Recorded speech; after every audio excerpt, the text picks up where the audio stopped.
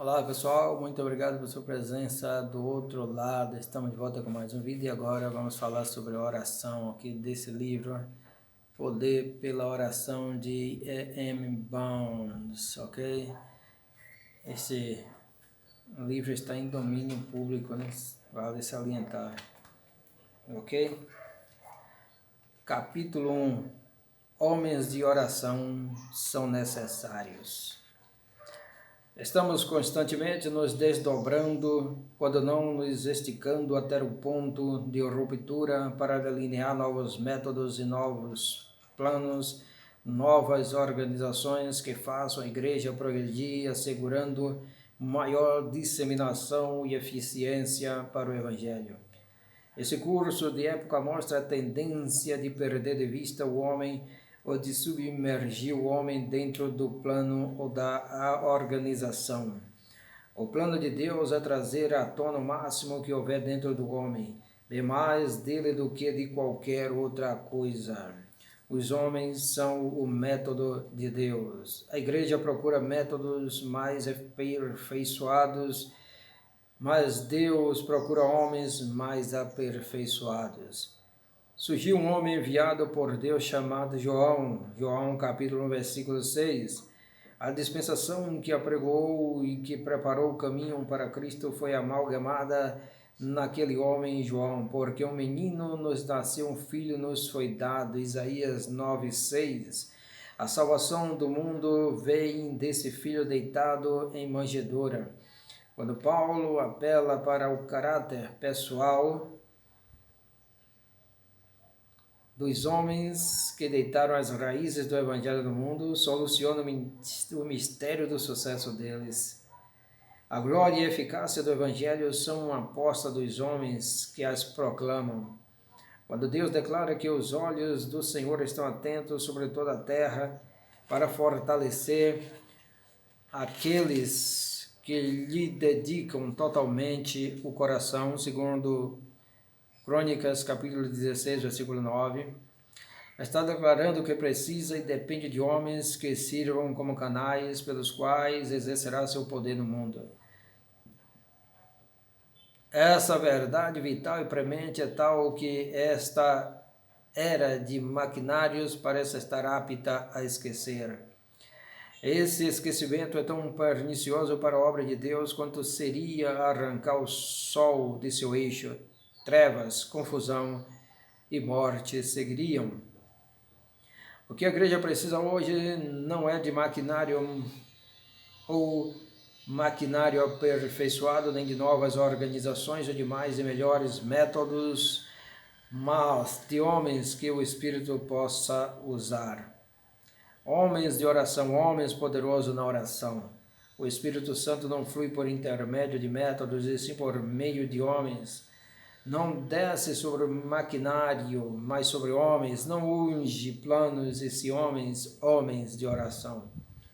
Um historiador eminente disse que as contingências do caráter pessoal têm mais a ver com as revoluções das nações do que os historiadores filosóficos ou políticos democráticos estão dispostos a admitir.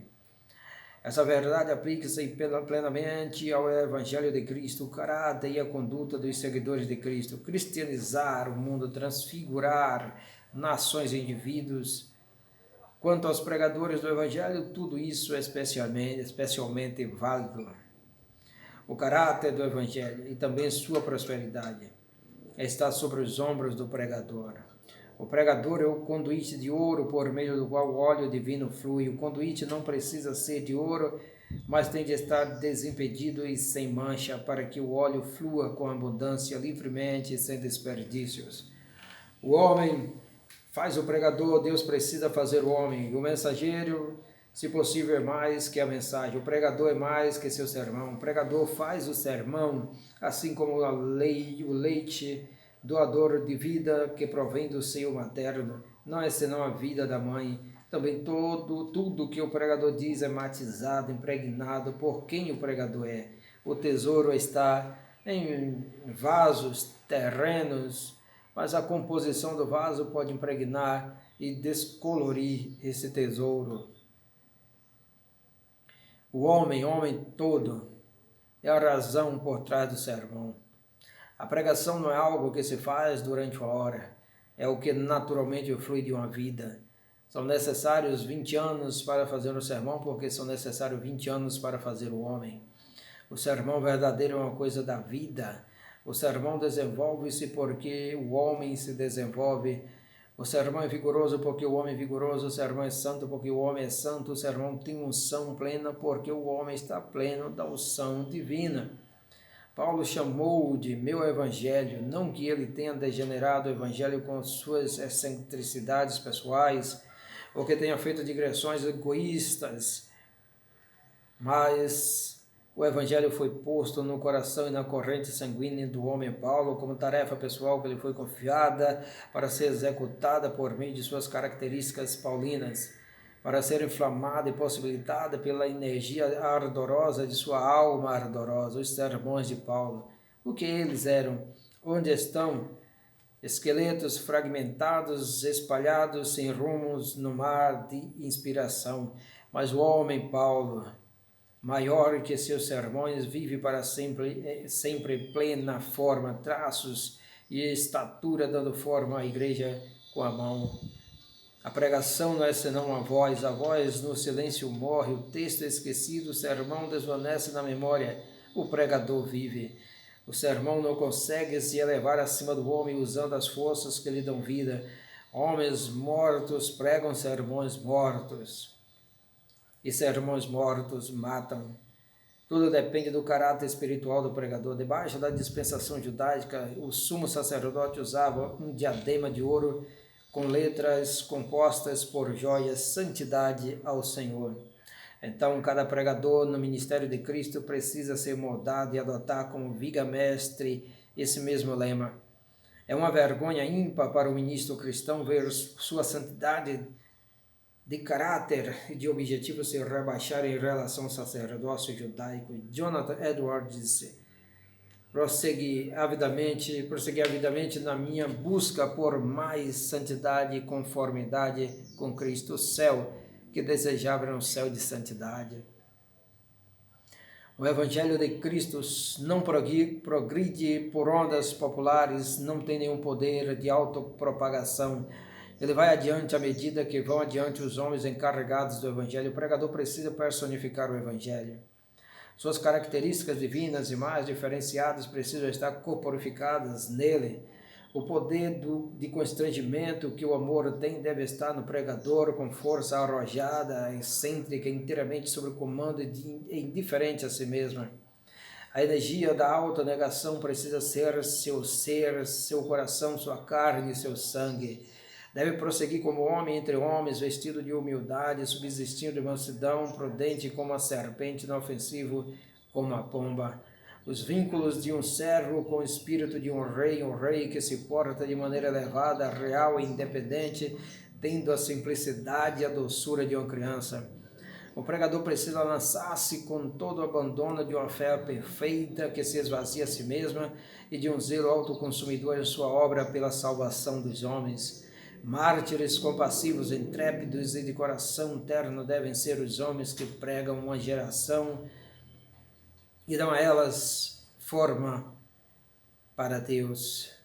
Se o tempo para servir for reduzido, se for pessoas que buscam posições, se for pessoas que agradam, temem os homens, se tiverem uma fé débil em Deus ou em sua palavra, se a negação se quebrar por qualquer fase do eu ou do mundo, essas pessoas não podem incumbir-se da igreja nem da palavra de Deus.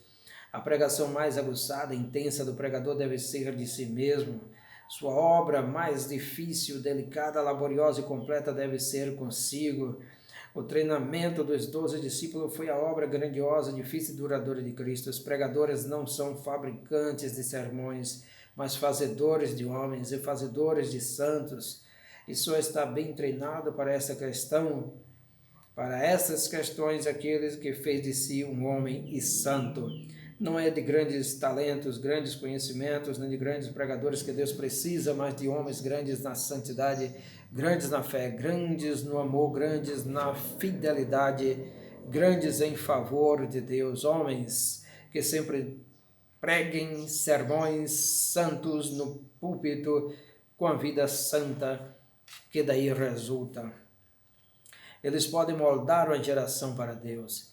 Seguindo essa ordem, formaram-se os primeiros cristãos, eram homens de moldes sólidos, pregadores que seguiam um tipo celestial, heróicos, valentes, soldados e santos.